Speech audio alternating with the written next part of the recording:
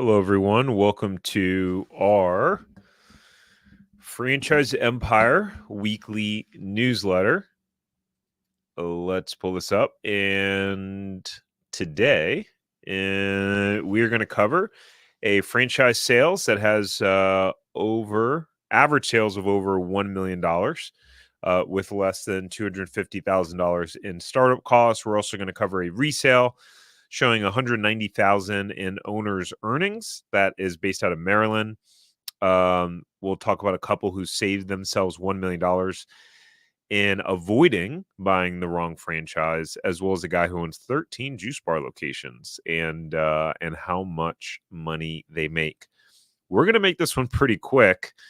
I am wearing glasses. As you can see, I scratched my eye this weekend. And the only glasses I usually wear contacts. The only glasses I have are like 10 years old. So I'm at about like 50 or 60% vision right now. And so we're gonna knock this out pretty quick. For those of you who are here live, thanks for tuning in. If you're watching on the replay, drop a comment and just let me know that you're watching the replay. If you're watching live, go ahead and give the video a thumbs up, whether you're watching on YouTube or LinkedIn or whatever it is, helps to show it to more people. So the resale that we have for you guys, this one is called Got You Covered. Got You Covered is a competitor to budget blinds, right? Similar to that space where they provide window blinds, shutters, drapes, curtains, shades. And they started franchising in 2009. They have 155 franchise units throughout the country. And their parent company is a company called 5 Star Franchising. This is in North Baltimore. This specific resale started in 2019. Let's see if I can make this any bigger for my struggling eyes.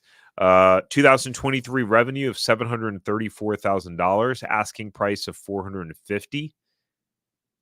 The SDE. So SDE means seller discretionary earnings. So if you're not familiar with that phrase, it's very common with resales, or you see businesses to buy available, and basically what it means is it's whatever the owners, let's say, profits plus whatever the owner's paying themselves plus whatever financial benefit they're getting from the business. So if they are paying for their cell phone bill, or they're paying for their car payment, or they have various expenses that they're paying, that gets added into the SDE number typically. Seems like I'm lagging. Seems like the I don't know if it's just an internet connection on my end. We have another hurricane that's going to be coming through this week, unfortunately, and I think this one will be passing right over where we live in Florida. Hopefully, everyone stays safe out there. Crazy to see just the devastation that the last one brought to Florida and North Carolina. So this particular resale, they've done 1,100 installs, 200 5-star reviews since 2020. They've done 270 installs in 2023. It's a huge territory, which includes 10 zip codes in North Baltimore, almost 200 Google reviews with an average rating of 4.9. So our take, it's a great opportunity to step into a profitable, well-run home services franchise in a very large market. According to the FDD, the average sales for Got You Covered was $590K. So this location is performing above average with a lot of opportunity for growth. So if you're interested in this specific resale, then you can go to franchiseempire.com/resale so our team can get you connected with it. Or if you just want to know what resales are available in your specific market, go to franchiseempire.com/resales and you can schedule a brief meeting with our team so that they can check. Other than that, let's see. I forgot to put this bad boy up here. Where is it? If you don't get these in your inbox every week, then go to franchiseempire.com/newsletter to make sure that you're going to get these emails every Sunday morning when we send them out. All right, quick client case study. So Nina was a client of ours, Nina and Brent, a couple, and she worked in IT, husband a financial advisor, and they were looking for a franchise for Nina to run full time. And so when they first started working with us, or were interested in working with us, they were really far down the path with a high investment coffee franchise that was going to cost about $1 million per location. And I believe they were planning to sign an agreement to open multiple. And so, but they were feeling, nervous and uncomfortable about that, and just thinking, hey, if we're gonna put this much money into something, we should really cross our T's, dot our I's, and just know what else is available. So they found us, and they joined our zero to profitable franchise system, which is our more holistic way that we work with clients, as opposed to just the direct matchmaking broker component. We give them a whole online curriculum, walk them through due diligence, all this cool stuff. And so they decided to look at some more service-based opportunities that were way lower in startup cost. And they wound up buying a cleaning and restoration franchise, able to secure a really significant territory in Florida. And they do water restoration, mold remediation, stuff like that. And so it's a great fit for Nina, especially with her project management background. There's a lot of you know project management, of course, because you're basically running a construction company. And what's I mean, this part is bittersweet, but Nina already has a a a bunch of actually large jobs lined up, and part of that was because of the hurricane that came through. They're in a market in Florida that that was impacted, and they've got some other pretty large projects. So they're off to a good start, but it just shows that the franchise that they bought into is less than 250 300K, and that was to get multiple territories, as opposed to they were going to do a retail coffee chain, like as if we need more coffee chains, and $1 million to open up. That's one location. It's going to take a year to get open. I mean, she was up and running within a few months after signing a franchise agreement, because it's service-based business. You get your vans, a little bit of equipment, and that's it. You're ready to rock and roll. So for those of you who um, you know if you just want to get some professional guidance, and you're thinking, hey, I'm not sure which franchise I want to buy. I want some help figuring that out, figuring out what are the good options out there available in my market. Um, and you just want some help, like throughout the due diligence process overall, then go to franchiseempire.com. So you'll go to this website, Franchise Empire, and there's this blue button. It says schedule a free call. That will be a Zoom call, by the way, a Zoom meeting, because we like to meet and be able to see your face. It's a more natural human interaction. Click there, and if you qualify, you have to meet the financial requirements and all those things, because in order to buy a franchise, that's how it works.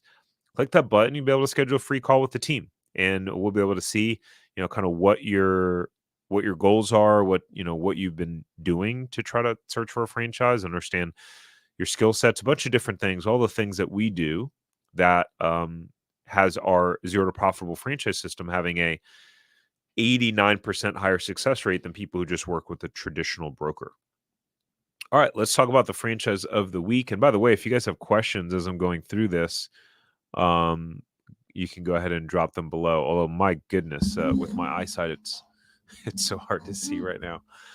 Okay, franchise of the week is Floor Coverings International. This is actually a franchise that one of our clients have bought, and I know that they are doing well. They're one of the top performing new franchisees in the system. But Floor Coverings International, a corporate location, started in 1988. They started franchising 1 year later, 1989. Parent company is FS Brands. They have 252 franchise units, ladies and gentlemen. That's a lot of franchise units. And again, if you're not familiar with that term, that's not how many franchise owners they have. But if let's say every owner owned 2 units, then there would be 126 franchisees. Are you impressed by that quick math? Dividing by 2. uh our son is 5, and he he's learning math and stuff, and so he's kind of doing these things like adding by 7, right? Or adding by, 12 or 14 or whatever it is, and like go as far as you can. And so like I'll do it and I'll get into the hundreds. I'm doing it real quick. And he's so impressed by the fact that, I'm just like adding up these simple numbers. So that was kind of a joke at that. Anyways, the franchise fee is $53,000. Royalty is 5%. Marketing fee 3%. The investment range is between 180 to 243. So this is like a great example. Like people look at food franchises and look at these franchises that cost 3, 4, 5, $600,000 to get open, and the average sales don't show better than some of these, right? Like when we go over their average sales, obviously it's over a million. We because that's in the title, but you like people that come and are like, I want to open up a juice bar or an acai bowl place or whatever it is, and it's like 400 grand to get up and running, 4 or 500 grand, and a lot of the times the average sales are not impressive. So one of the things we look at is the sales to investment ratio when we're making recommendations and seeing what opportunities that we think present a good opportunity for our clients that we're working with, and especially the franchises that we highlight here. And by the way, when you see a franchise here, you know part of our business and the way that we generate revenue and and keep this business going and doing these newsletters is making that introduction to the franchisor. So just out of respect, if you see a franchise here that we talk about, we would prefer that you reach out to us so we can make that introduction to the franchisor, since we're the ones that expose you to it, and that's part of how we get compensated here at Franchise Empire. And it's a win-win for everyone, because before watching, you probably had no idea, right? Um, Floor Covering International, they do carpeting, hard and soft floor coverings, right? So they're a flooring company, basically, ladies and gentlemen, in case you couldn't figure that out with the name. Um, and It's a pretty simple business overall. They'll you'll go into people's homes and do an assessment, figure out kind of what kind of flooring and improvements that they want to make, and that's it. You'll have a small little kind of warehouse office, but doesn't need to be a place where customers go. You'll meet the customers at their house, and that's the name of the business: generating leads and closing deals, right?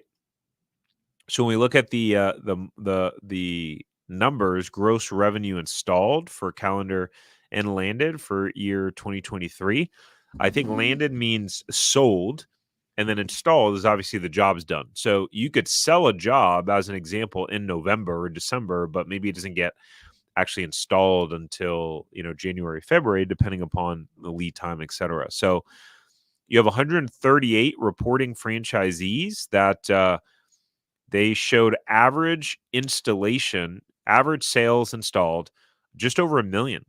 And average gross revenue landed almost 1.1 million. Shows the amount of leads, proposals, success rate, which is pretty cool, because this sort of business is a numbers game. And so it's awesome that they show all this detail in their FTD, in their item 19, by the way. So again, like this, you're talking about. And now, granted, okay, let me just be fair real quick. All reporting franchisees, so some of these franchisees um, could own multiple territories, right? So, um, like adding an additional territory would probably be another 40. You usually get a discount on the second one, so maybe 45 grandish for a second territory. So just add that to the bottom of here, right? So it'd be like, let's say 230 to between 300 um, for to have, let's say, 2 territories. But still way cheaper than like any sort of like retail business that you would have to open up.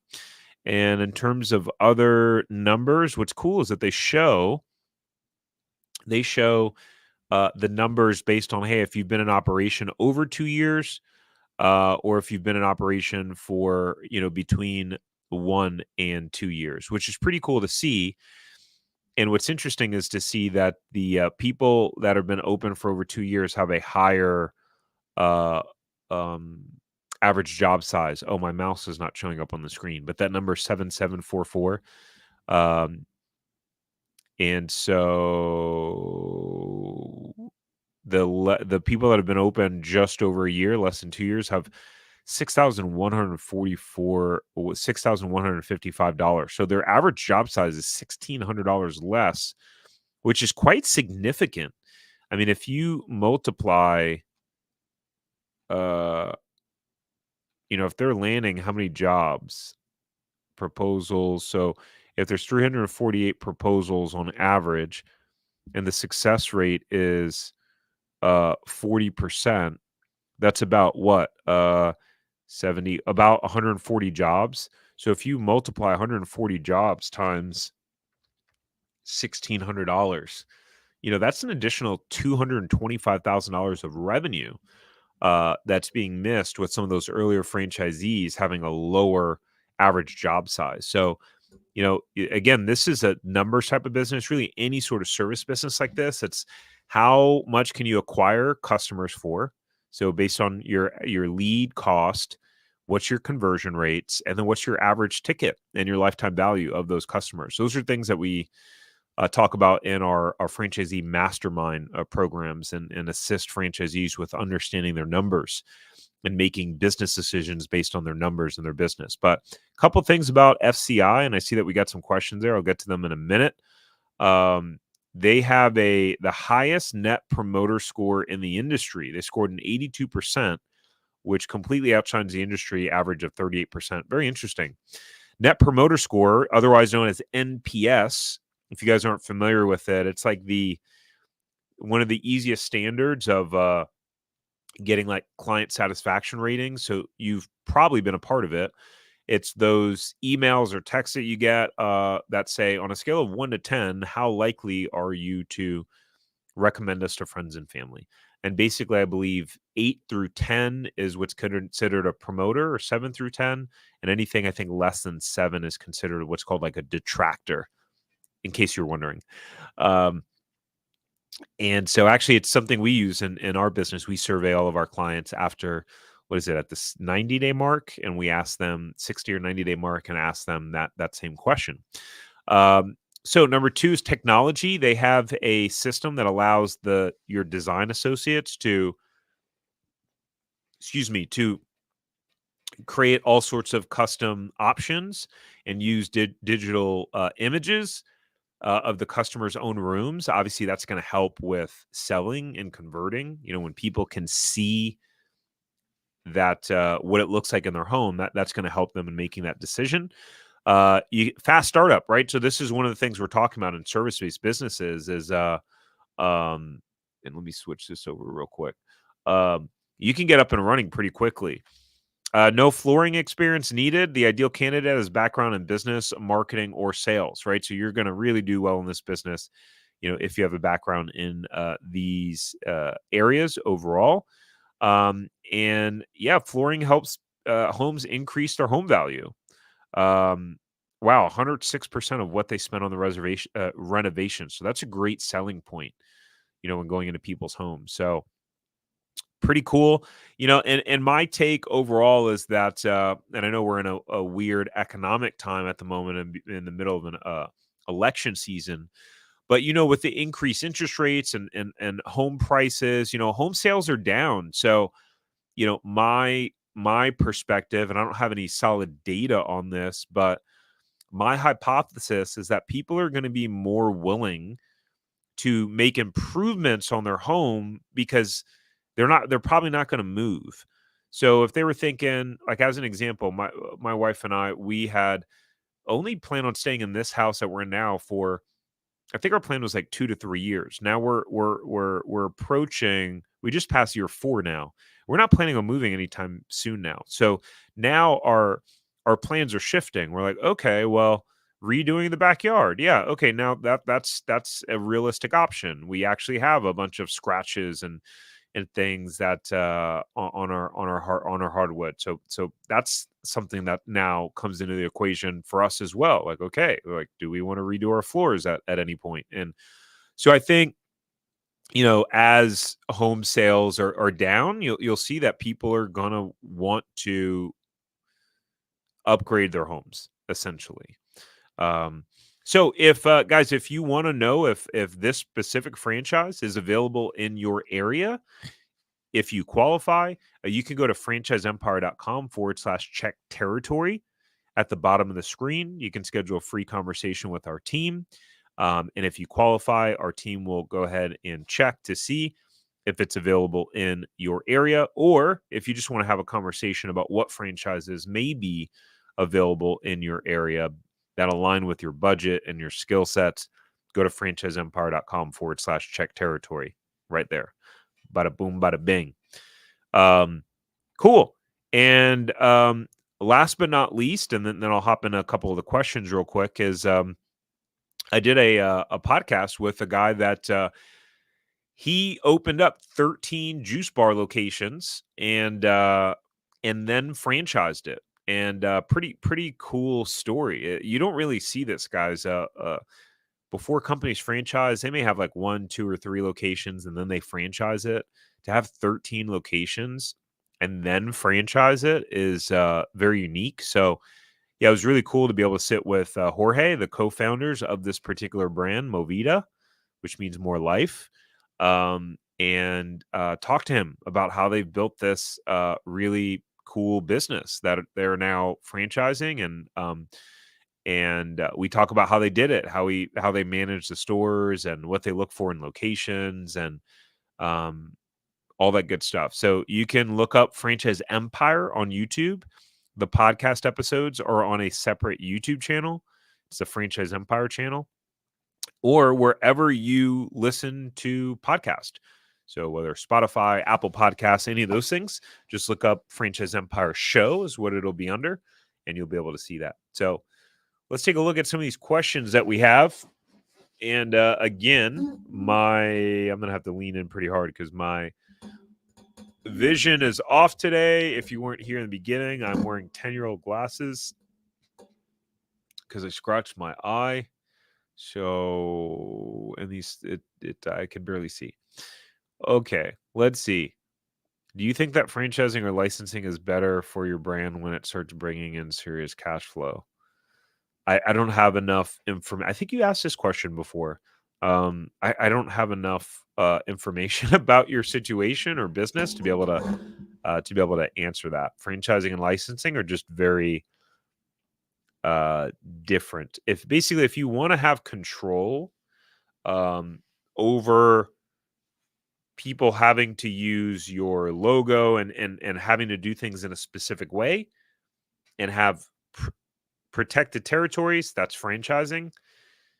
If they get to use your name but do it and operate on it in any way that they want and run their business however they want, then that's generally licensing. So as an example, CrossFit. When you see CrossFits, none of them are actually called CrossFit. If you haven't noticed that, they can all be called kind of their own different name. That's because they're a licensing opportunity, and all the CrossFit gyms are run differently. I actually think, I mean, it's an interesting way to pursue it.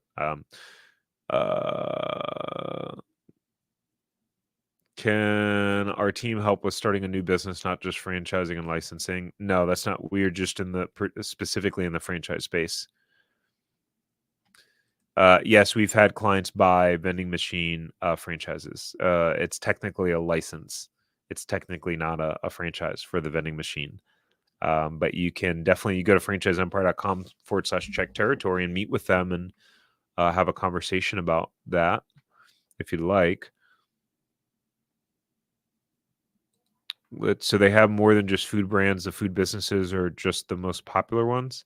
I don't understand your question there, PVZ. If you can elaborate on that.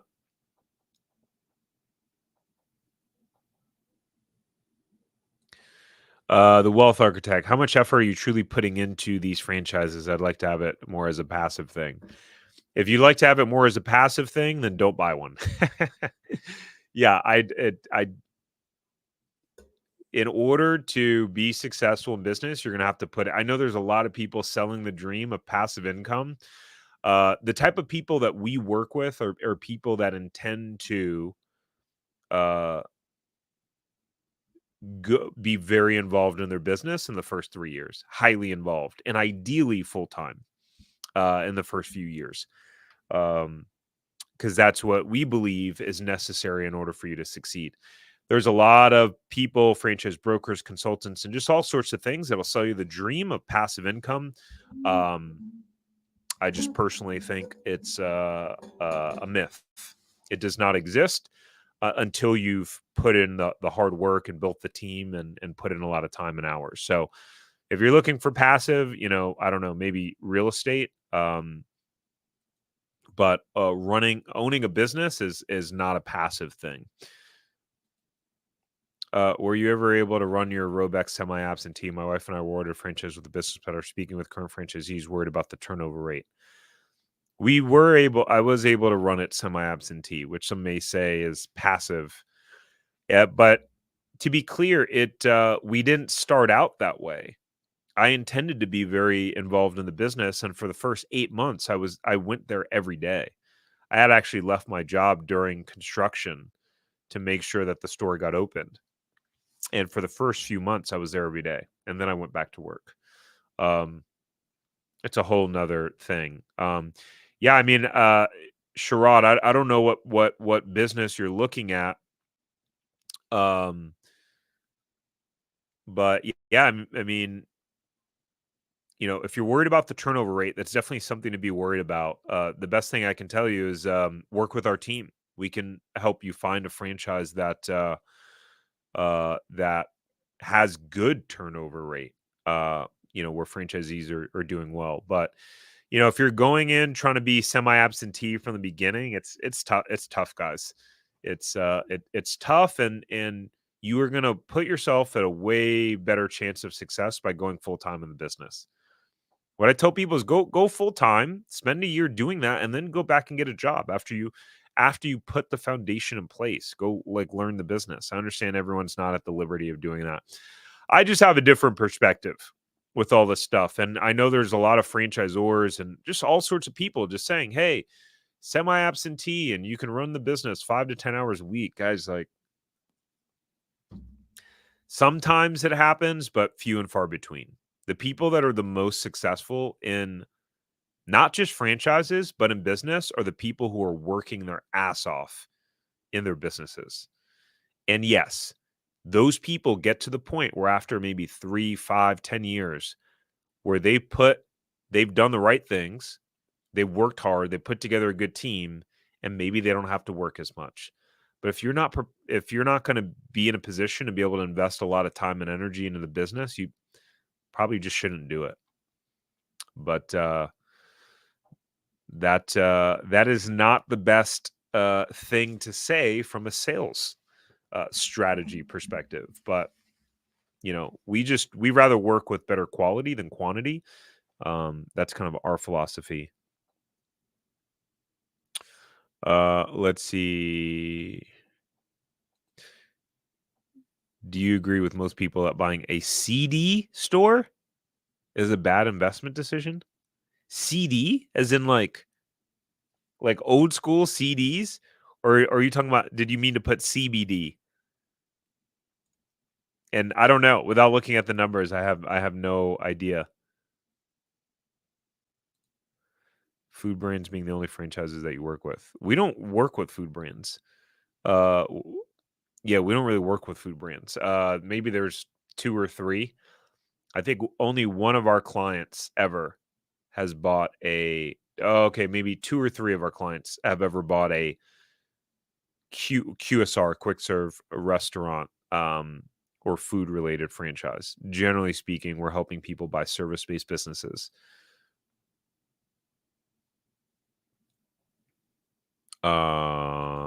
Hammer through the rest of these questions.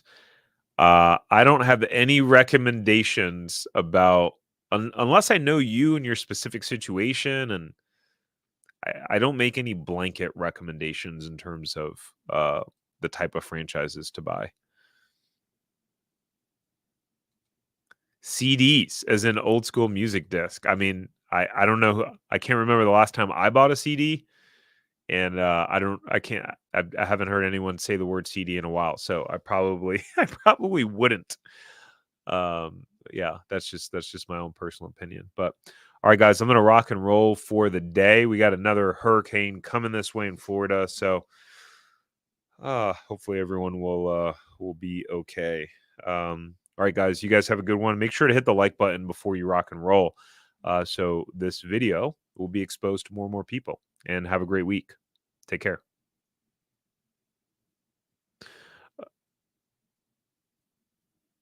Uh, oh yeah, Sherrod, I personally would not do that business. That's just my opinion. I've looked at them, man. Food and I mean their startup costs are I think around like 400 or 500K, right? I don't know. I would say stay away. And really, in order to make any meaningful income, you would need to own like three or four. And if there's already a lot of high turnover in the franchise, that's a bad sign. And I remember looking at that franchise a couple of times over the past couple of years and tried to talk a couple of people out of it because I was in that space. We did juices, smoothies. Eventually, we did avocado toast. Although avocado toast wasn't our main driver. So, oh my goodness, around 700 grand to get it open. Yeah, definitely don't do it. I mean, when you look at a sales to investment ratio, we want to see 2 to 1 for retail. So if it's 700 grand to get open, the average location should be doing 1.4, 1.5 in sales. I'm guessing they're not doing that. Um,